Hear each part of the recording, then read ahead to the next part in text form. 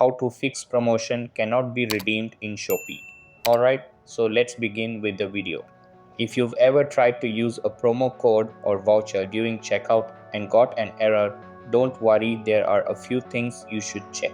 Before diving into the troubleshooting steps, it's important to understand Shopee's voucher policy. Shopee only allows you to use a maximum of two types of vouchers per checkout. One is a Shopee platform voucher, such as free shipping or a discount. The other is a shop-specific voucher, which could be a discount or cashback offer. Trying to apply more than one of each will result in an error.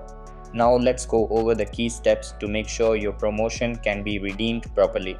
First, always check the voucher's terms and conditions. Look for any minimum spend requirements, validity or redemption period, and any usage limits like how many times the voucher can be redeemed per account.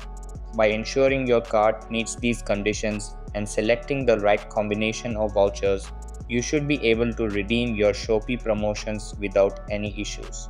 So that's basically how you can fix promotion cannot be redeemed in Shopee. So that's all for this video. Consider subscribing if you find it helpful, and I'll catch you in the next one. Thanks.